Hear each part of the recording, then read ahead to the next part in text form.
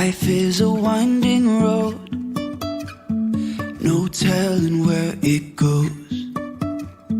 Driving through days and nights, won't stop for traffic lights. And I really wanna know, if I will ever figure out where the road goes. Even if I'm falling down, I will keep on searching for my highs. You can say I lost my mind, I will keep on holding my head high. Even if the sky is falling down.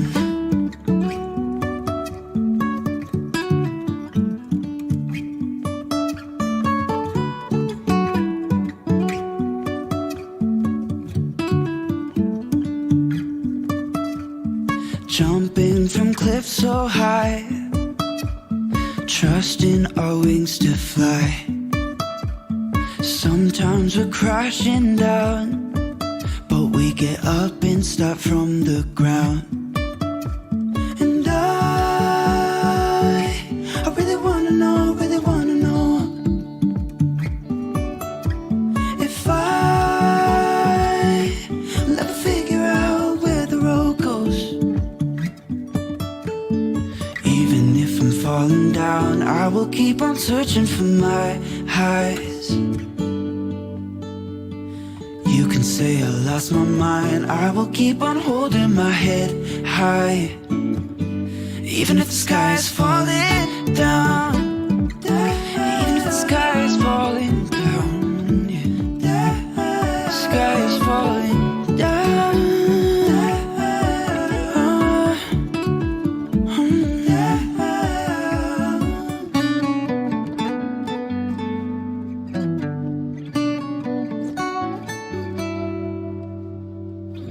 Even if the sky is falling down, even if the sky is falling down, yeah.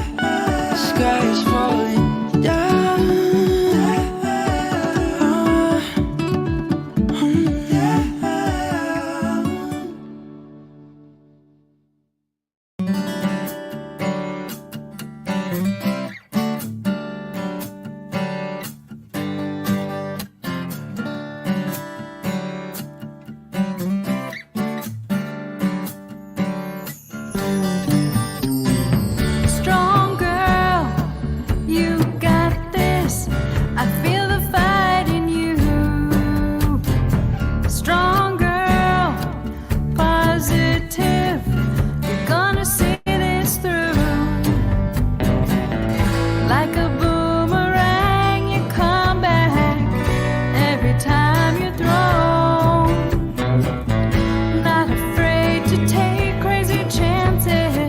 Or stare into the unknown, 'cause you're a strong girl.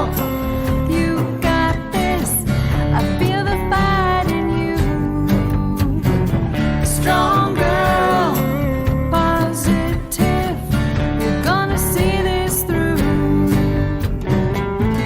Like a straight up miracle, you're a force to behold.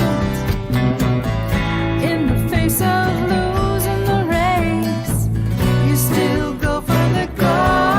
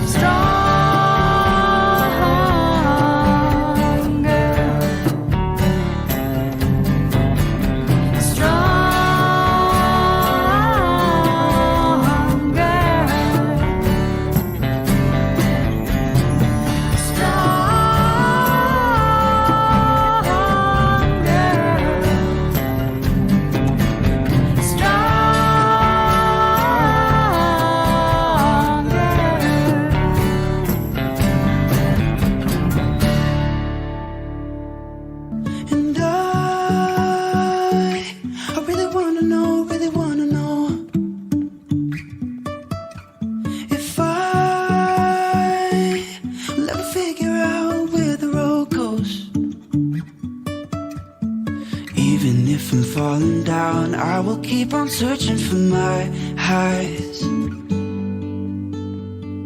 You can say I lost my mind, I will keep on holding my head high. Even if the sky is falling down.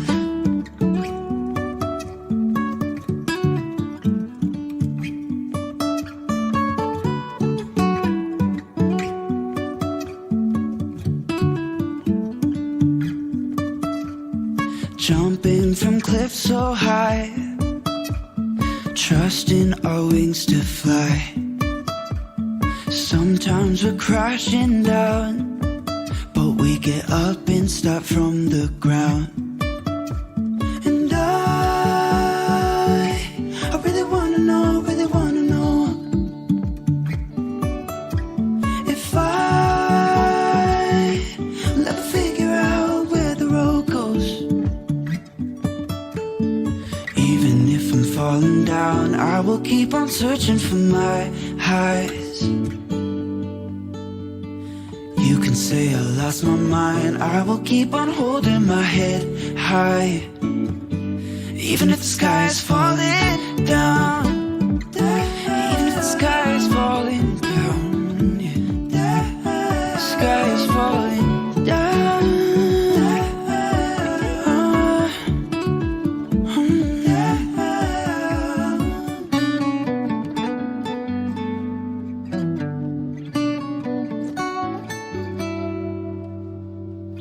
Even if the sky is falling down, even if the sky is falling down, yeah. The sky is falling down.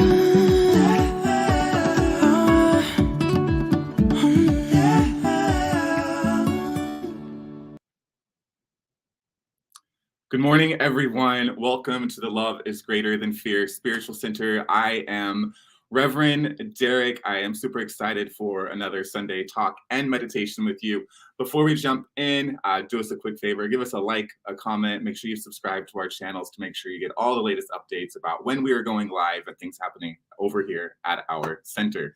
So I am Reverend Derek, and I'm super excited, if I didn't already say that, for today's talk and meditation. For those of you who've been watching all year and this past couple months, you know we've been talking a lot. The annual theme this year is a year of miracles. And this month we're talking about mysticism and miracles. But before we jump into that, I do want to take a quick minute. And for anyone who is new, I want to tell you just a little bit about the Love is Greater Than Fear Spiritual Center and share with you a couple great resources. So we are a virtual center with weekly spiritual talks and meditations based on universal spiritual principles. Our vision as a center is to be a place for personal and planetary awakening. Our mission is to support awakening by living and teaching universal spiritual principles of love, peace, and joy. We do this by offering classes, workshops, counseling that promotes the healing and transformation necessary for our personal and planetary awakening. Who is welcome at our center? Everyone. So our community is for all of God's children, regardless of your gender, your race, your sexual orientation, your nationality, your religious background, political affiliation, or any other seeming difference. We believe that all of God's children, sorry, I don't have my glasses on. We believe that all of God's children deserve a life of peace, love, freedom, and creative expression. We also believe in the dismantling of the thought systems of fear that would hinder any one person's purpose on earth. We believe in love and equality for all. And just a little bit more about our center, guys. We don't teach doctrine. We don't teach dogma. That has nothing to do with what we get together to do on Sundays. Sundays are about spirituality. I hope for you to have a religious experience, but this is not a religion. So having said that, we reject the idea that there is only one path to God. We celebrate every life. We believe we are stronger together. We believe prayer and meditation can transform any life, and we believe love is greater than fear. If those 5 principles speak to you, then you're in the right place this morning. We're going to go ahead and start with our spiritual declaration. So if you will join me in saying this prayer out loud. I surrender this day to God, that he may lead me to deeper peace, greater love, and fuller life expression. I surrender all my fears and desires to him. I ask that he show me the path from fear to love, and together we say, amen. So good morning, good morning. We are getting together today to talk about the inner life. So we've been talking this year about creating a year of miracles, right? Like sorry, there's something in my eye. When the year started, I was like in a good position and I was like, I really want a year of miracles. I've studied A Course in Miracles enough. I know the principles. I'm in a good place to create a year of miracles for myself. And I thought, well, there's probably a lot of people out there that would also like a year of miracles. I figure there's a lot of people out there that have some situations that they absolutely want to transform. And so all year long, we've been talking about different ways we can do that. We started the year off talking about how you can develop a miracle mindset, how you can have a mindset that doesn't necessarily make you, or what is the word I want to use for this? A miracle mindset that helps transform you into a magnet for your good. That way, instead of going out there trying to chase down the good, instead you become a magnet for it. And all those perfect circumstances, all those perfect relationships, all the perfection of the universe that God wants to give to you is just naturally drawn to you and drawn to you quickly. And so as we've been exploring this topic of a year of miracles and a miracle mindset, we've talked a lot about relationships. We've talked a lot about, last month we talked about the law of divine compensation. And this month we're talking about mysticism. Now, the reason we're talking about mysticism is that's because what modern spirituality really should be. Deep at the heart of every religious tradition, there is this golden thread of truth. There's these certain things that they all share in common and that they all believe in. Some basic things like, God is all there is. God has created all of his children in love and out of perfection. And the importance of prayer and meditation and a variety of things like that. So I think it's a really important conversation to have about mysticism because I think it's deep down, it's what each one of us crave, is that mystical connection with God and those mystical experiences that accompany that connection. So before we get too much further into the talk on the inner life today, I want us to go ahead and say a morning prayer together. So if you feel comfortable, go ahead and close your eyes, bow your head, however you feel comfortable praying.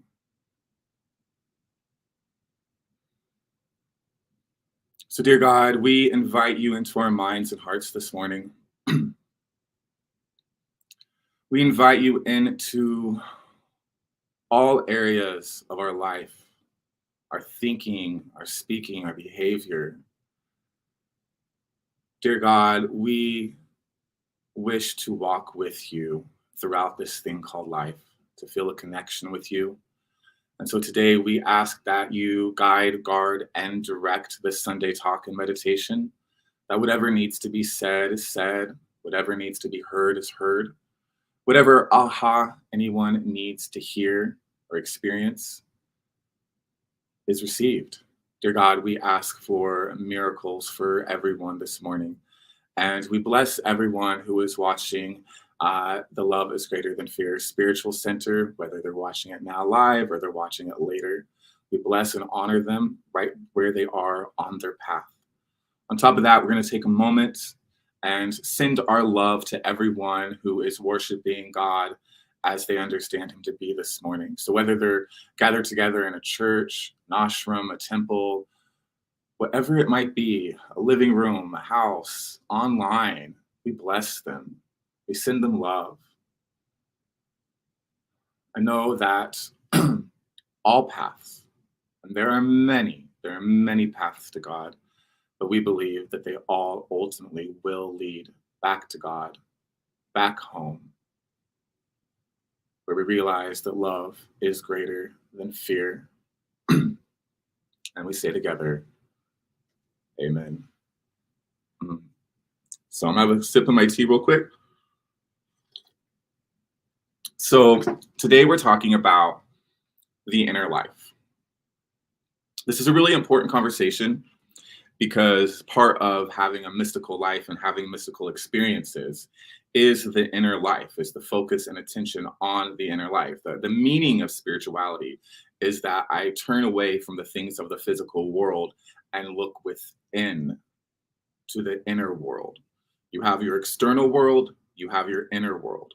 You have things you cannot control in your external world. You can control your inner world through practices like meditation and prayer. So that's what we're going to be talking about today. So if you are someone who feels that you are struggling with some things that are happening in your outer life, and if you're somebody who internally is struggling as well, this is going to be a really important talk for you today, because I promise you by the end of this talk, you're going to walk away with some practices, some ideas, some principles, some different ways that you can apply these things and truly be at a deeper sense of peace with who you are and what's happening around you.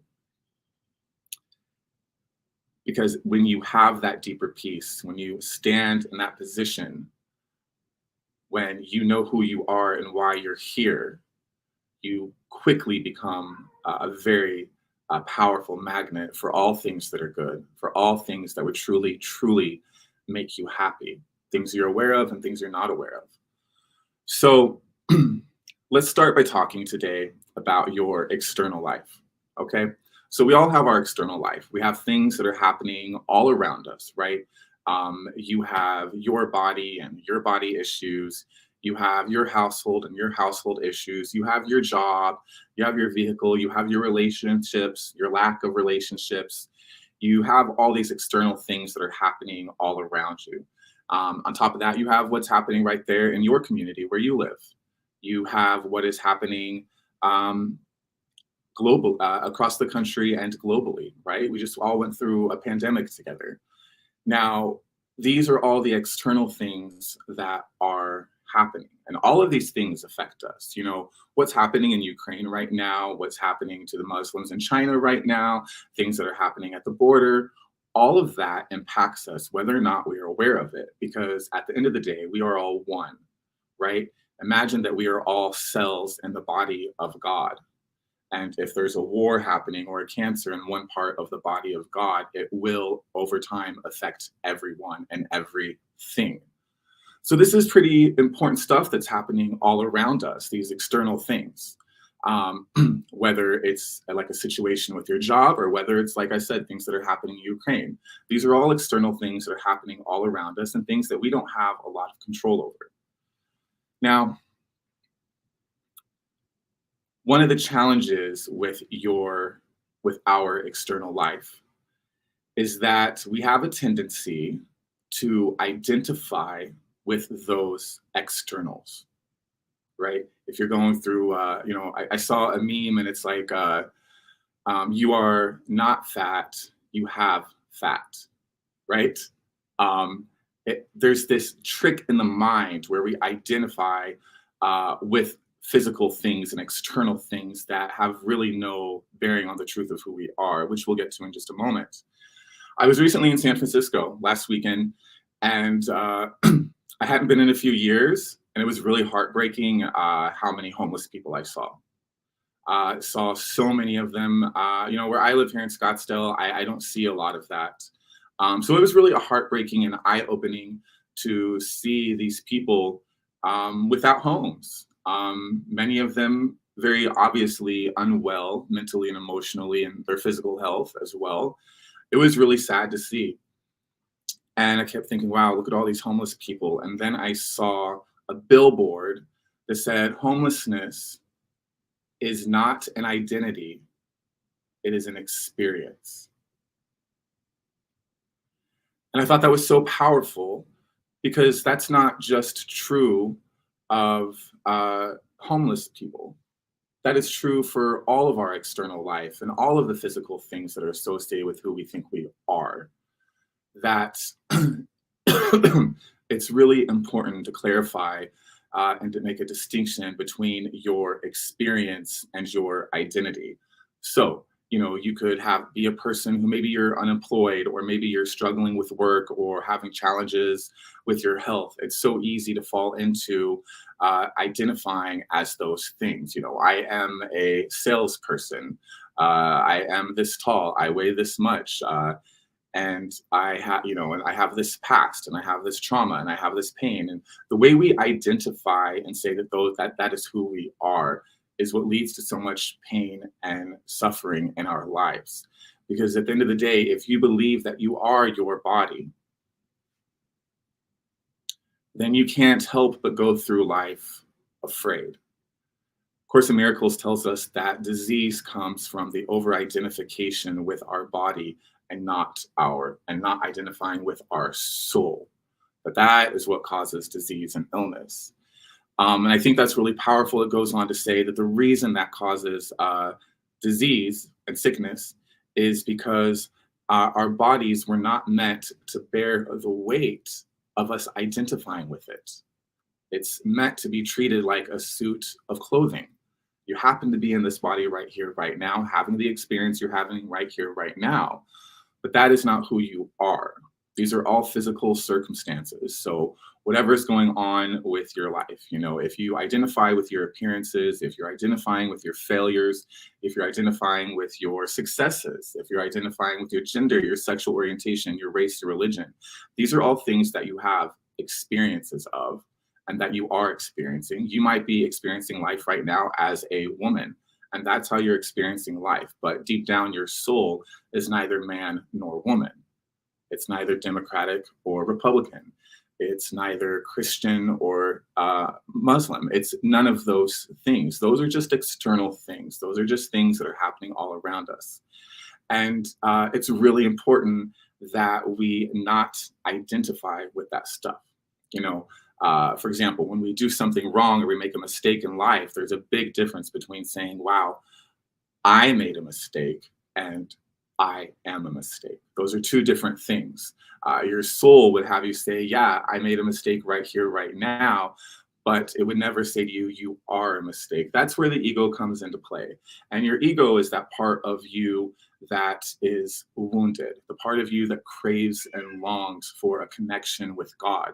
It's a part of you that, in a way, is in pain because all you want is to be with God again.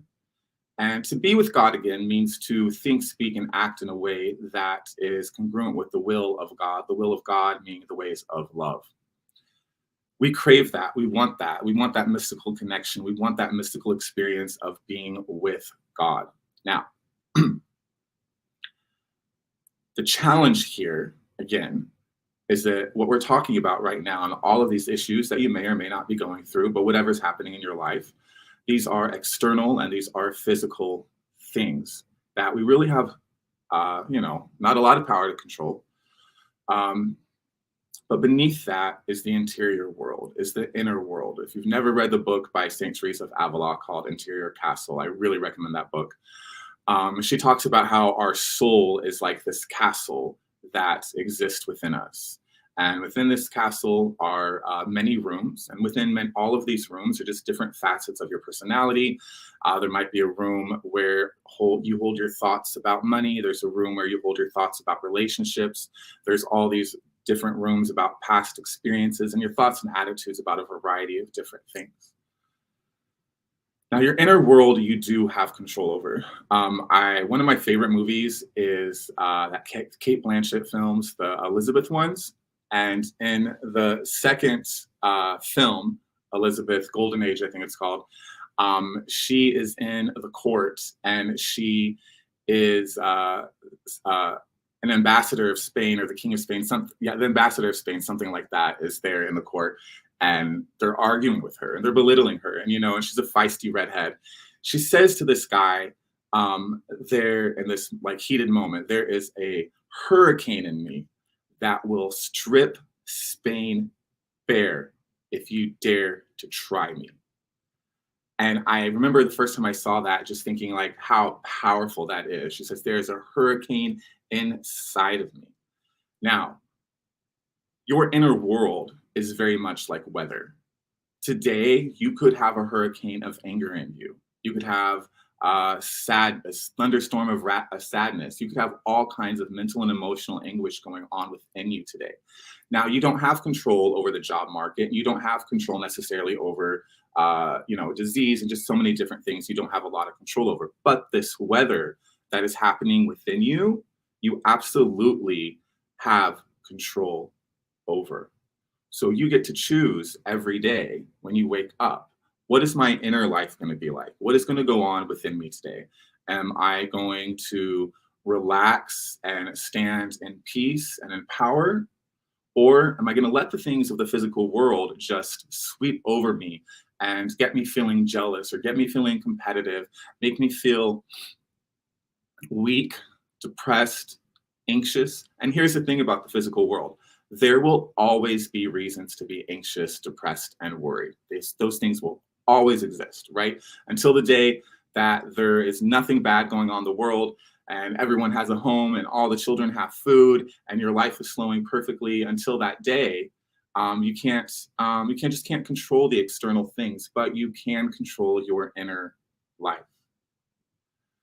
Now, within you, if you're someone who's going through an anxiety, depression, anger, rage, any of those things that are happening within you, if there's any sort of hurricane within you today, beneath that, there is a quiet space. Beneath that, there is a you that is unattached to what happens in the world around you. There is a you that is not triggered by things from childhood. There is a you who has never been hurt, never been harmed, never been criticized, never been disrespected. There's a part of you that, despite your craving to be one with God, never left the garden. That's what A Course in Miracles tells us, is that we have this idea that God kicked us out of the Garden of Eden. The reality is we became blind to the fact that we are already in it and we never left. So that state of grace, of peace, of perfection, of that place of gratitude, that place where you are one with God and you are a natural magnet for good things and great things and for miracles, that place exists and never, ever, ever changes and never goes anywhere. And when you can stand in that place, you're going to be so much more powerful in controlling your state of mind and heart.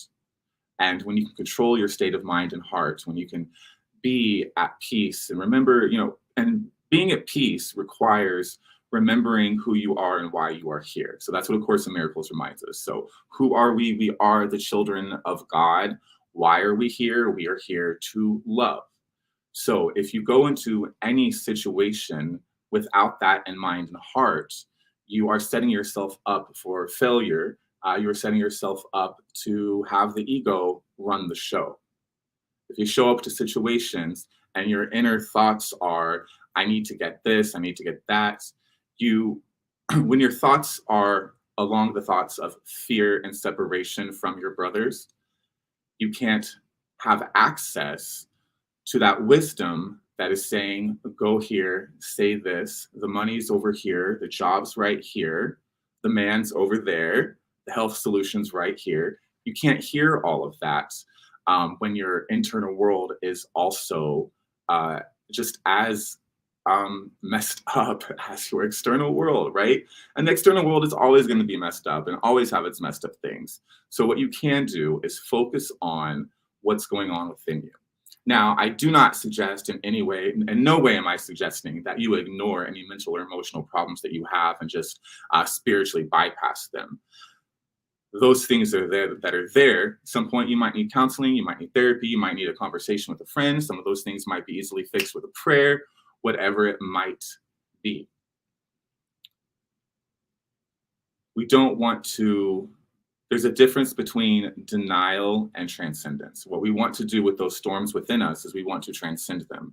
We want to access the place where we understand why this happened, why we felt this way. And the most important thing isn't even, like what I've noticed in my life is that when I look at things that make me angry and look at me sad, and I'm not talking about like the normal level of anger and sadness. Like if you look at the world and what's going on, you're going to feel there's a normal level of anger and sadness. But what I'm talking about is like anger and sadness about specific situations in my personal life. And what I have found is that the way I transcended those situations wasn't that I was able to fix them in the external world. It wasn't that I was able to spiritually bypass some of these problems or challenges I've experienced. What I've noticed is that the older I get, the more it's like, oh, wow, I'm just not going to go there anymore. I'm just not going to go into judgment and anger. I'm just not going to go into criticism. I know what that feels like. I know what jealousy feels like, and I'm just not going to go there anymore. That's really very important for your spiritual life and your inner world, but it's also just really good for maturity, right? You know, I'm sure, you know, there's things I did in my 20s that I would never do again because I see that door and I say no. So a really important part of your internal and inner emotional life is looking at situations. And when let's say you have a frustration at work, okay, maybe you're having a job situation and you're feeling competitive or jealous with someone, or you're angry about this, you're angry about that, and maybe you didn't get the raise, or maybe you got the raise and it wasn't enough, or it wasn't what you wanted, whatever those things might have been. When those situations arise, it's just as simple as, I'm not going down that road. I'm not opening the door to anger and sadness today. What I'm going to do is I'm going to choose to stand in peace. I'm going to remember who I am. I'm going to remember who other people are. Because if I don't do that, then I'm going to miss the download of where to go, what to say, and what to say to whom. I'm going to miss that download of, you should be here doing this and you should be there doing that. You should break up with that guy. You should go see this doctor. Whatever your situation might be, you miss that. It's like we were talking last week about the door to God. There's a door to God. There's a door to love. There's a door to peace. There's a door to abundance. But so often when both of those doors present themselves in front of us, we will open the door to anger, sadness, jealousy, whatever it is, instead of opening the door to peace, love, and compassion. And it can be tricky because we live on a planet of some 7 billion people, and people have a tendency to frustrate us, right? But here's the thing. You can't have faith in God without faith in people. They go together. You must have faith in both. My faith in God, I have that faith in God, and then I have my faith in people. My faith is incomplete without that. Because if I don't have some faith in God and some faith in people, my inner world is going to be chaotic. If I'm looking at my brother and I'm judging them, I'm criticizing them, how do you think God feels about that? About your judgment and criticism of his son? Not good. So it's really important that in our inner world, we adopt some new ways of thinking. So here's some new ways of thinking. Actually, I'm gonna have a sip of tea first.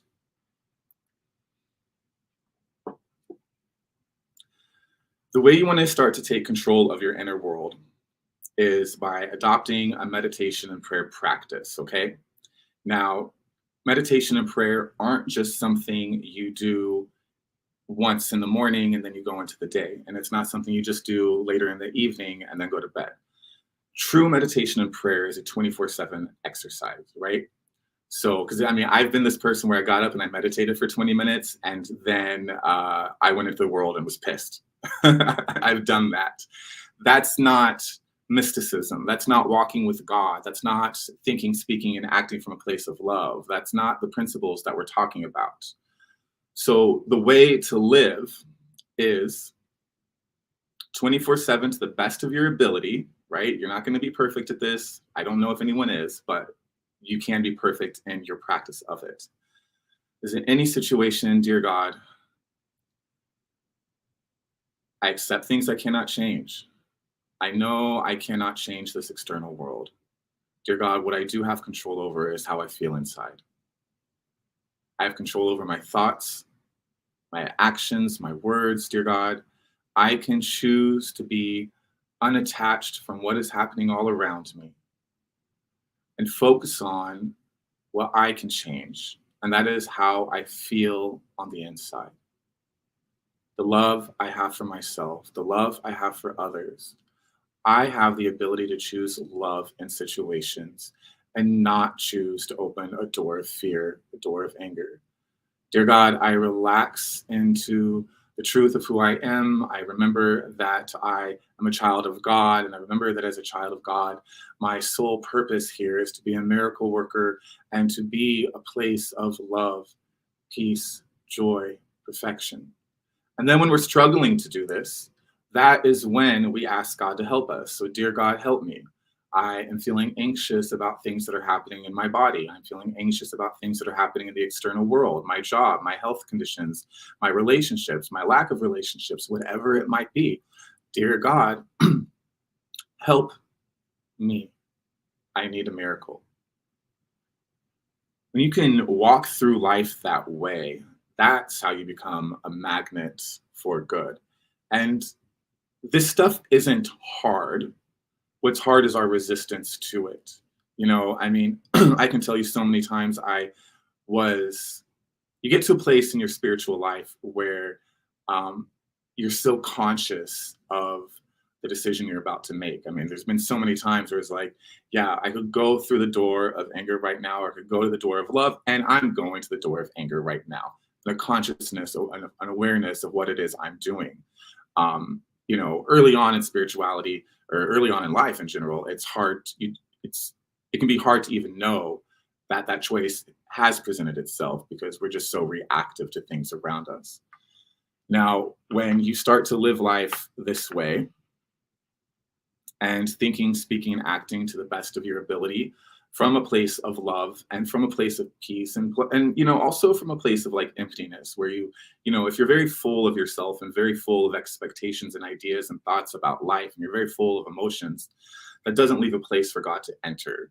And we must leave that space within our being for God to enter and to be that comforter, that divine physician, that cosmic companion throughout life. And living in that way, the miracles arise. The miracles in your relationships arise. The miracle in your health arises. That's when the suddenlies start to happen, where suddenly a book drops in front of you that's about the exact issue you're going through. That's when a friend tells you about some movie, or you have a conversation with a friend, or someone gets you a free ticket to a workshop. Whatever it is, things just start to happen all around you. The money starts to flow. The right guy just happens to show up, and it's like he was there the whole time, but you were so focused on your inner turmoil and your inner storms. So I want you to think about what miracle you need this week before we go into our meditation.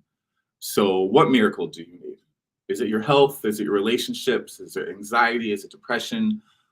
What is happening that you need a miracle? Think about a place where you need peace, because we're going to go ahead and go into our meditation here in a moment. And we're going to do a little bit longer meditation today. And we are going to meditate, and we are going to pray for a miracle for whatever is going on within you. We want to pray that any chaos, any tension will be removed. Now, why does this work? Okay, why does meditation and prayer work? Here's why it works. The world around us is so noisy. It is so noisy. It is loud. There are awful things happening all around the world. And the outer world, with it being so loud, it makes it really hard for us to hear the voice for God, the voice for love, the voice for peace. And if we can't hear that voice, then we're just going to get swept up in what's happening all around us. It's like in the Bible, it talks about making your house on sand versus making your house on rock. When we build our house on sand, means that our happiness is contingent upon what other people do and what's happening around us. And then the winds come, the storm comes, and it just knocks over your house. But if you can build your house on solid stone, on solid ground, then the winds and the rain and all of that can come, and it's not going to hurt your house. And so that's why it's so important to meditate and pray and to choose to be at peace no matter what happens around you. And we want to do this because if we can be at peace with everything that's happening around us, then we stand in a place of power, become very powerful people, and be able to create miracles for ourselves, being a contributing factor and miracles for people all around you. So this is really important stuff because the world around us is so noisy that when we get quiet, even if in this meditation you actually only get 30 seconds of quietness and stillness, that is enough for God to enter into your mind and heart and create some miracles for you. So we're gonna go into our meditation. So do whatever you got to do to get comfortable and relaxed. Close your eyes. And let's begin by taking a couple deep breaths together.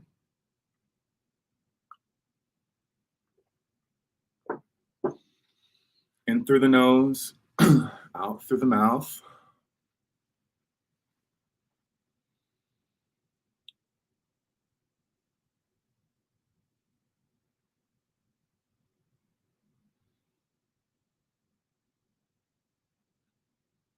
And after you've taken a couple deep breaths, just let your breathing return to normal.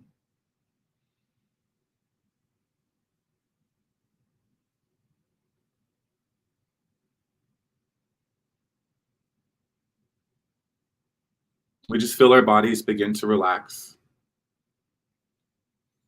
The muscles around our eyes, our scalp. Just feel a sense of relaxation going down your body, through your neck, down through your shoulders, over your chest,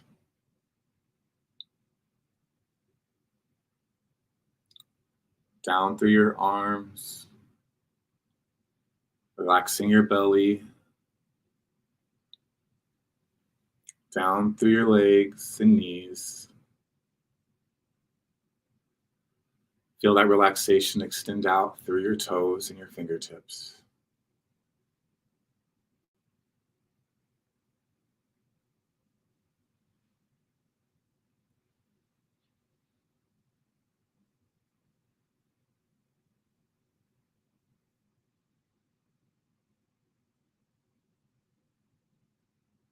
And now I want you to just let go of any expectations for this meditation. There's no right or wrong way to do this.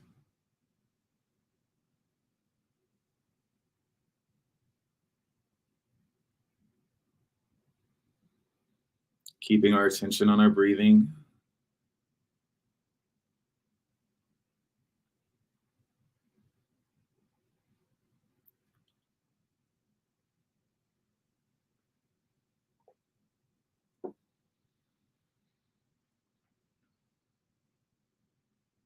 If you feel any discomfort in your body, I want you to just hear yourself saying to that part of your body, relax, be at peace, any place where you feel tension.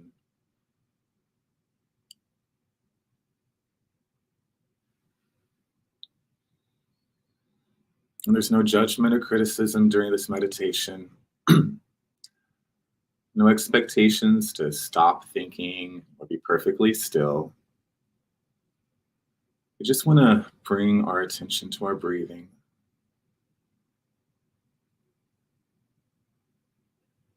If there are noises or distractions around you, let that gently push you deeper into your meditation.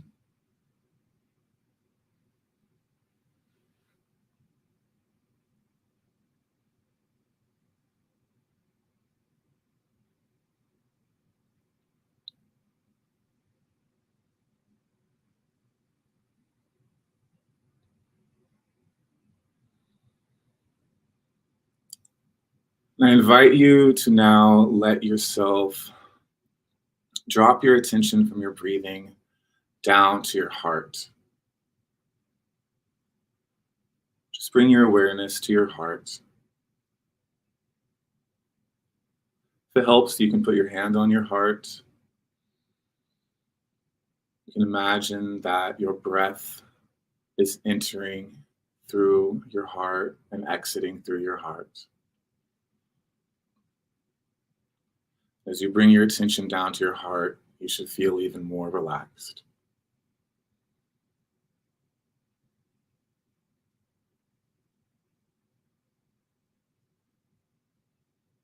We're going to take a moment and just let our awareness gently rest in our heart space.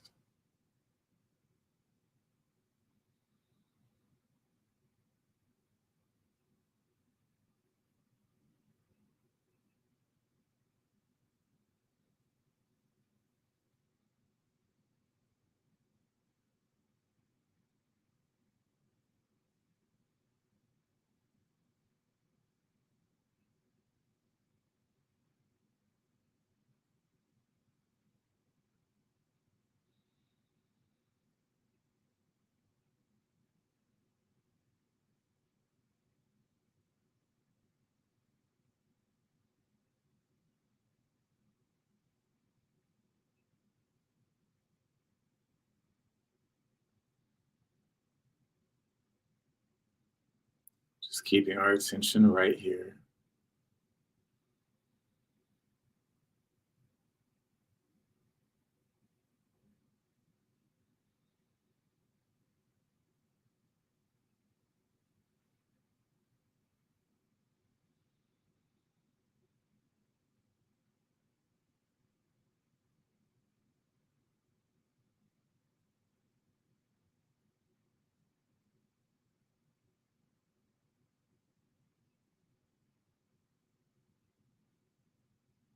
And I want you to call to mind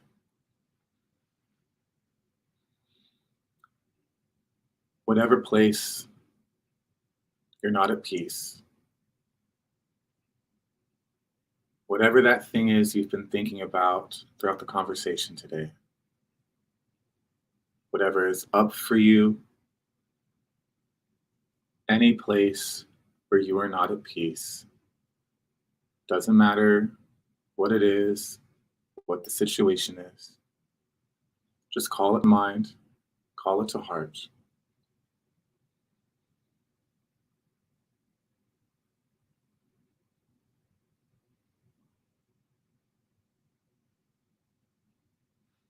And I invite you to open your own personal dialogue with God this morning about this area.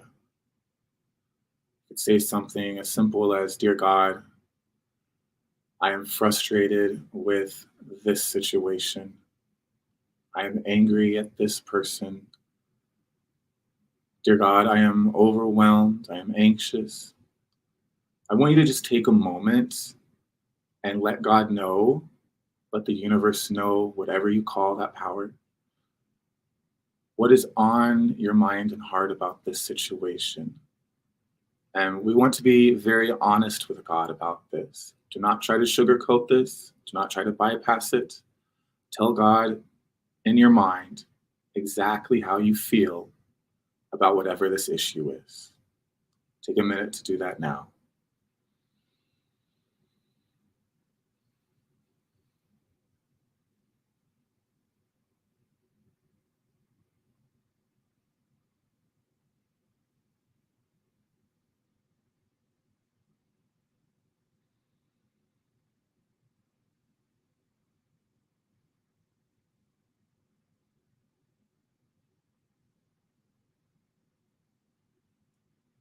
You might add something like, "Dear God, I have entered into a door of anger or sadness, jealousy, whatever it might be. Please help me leave this room." So, this is where we ask God now for help. You can verbalize this however you want to, but something along the lines of, "Dear God, please help me in this situation with whatever it is."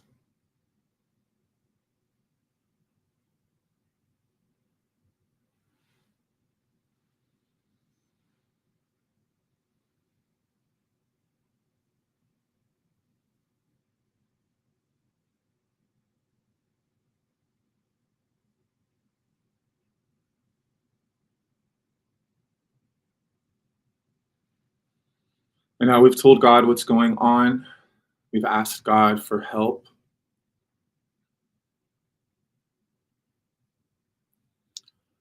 And now we're going to ask God. And after we say this, we'll sit in silence for another moment. Dear God, where would you have me go? Who would you have me be? What would you have me say? And to whom, dear God? Dear God, please guide us, guard us. And we're going to sit in stillness for just a minute, waiting for any answer, any insight to come for this situation.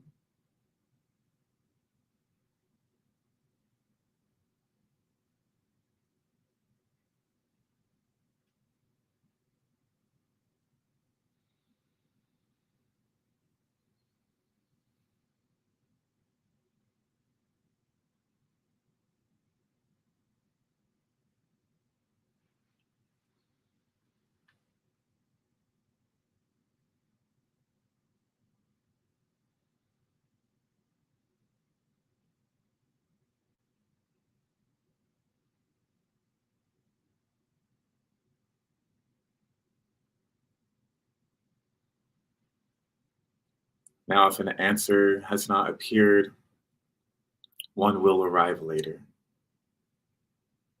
You will be guided, you will be guarded, you will be directed. If you only got 5 seconds out of stillness this morning, that is enough space for God to enter your mind and heart and provide you with a miracle. Provide you with that shift from fear to love. Now I invite you to take a moment and express some gratitude to God for this time this morning with Him, and thank Him in advance for this miracle, for any insight that will come your way.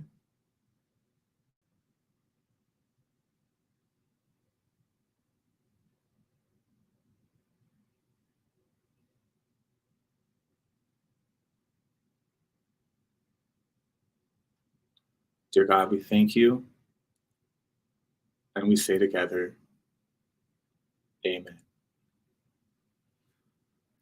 Now, as you feel comfortable, go ahead and start to bring your attention and your awareness back to the room.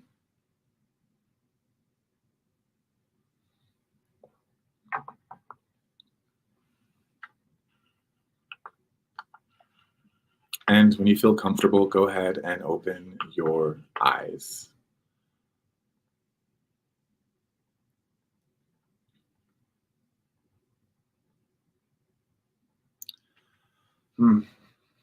I hope that was just as powerful for you as it was for me.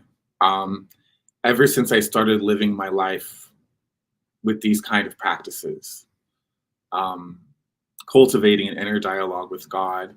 And I think one of the most important things that we just did in that meditation was the being honest with God. I have found in my life that the fastest responses I've gotten from God, the fastest miracles have come when I just got really, really honest with God about how I felt, about my experience and how I felt about any mistakes I've made, any sadness I was feeling, whatever it was, and asked Him to help. It's a very powerful process if you can live most days that way.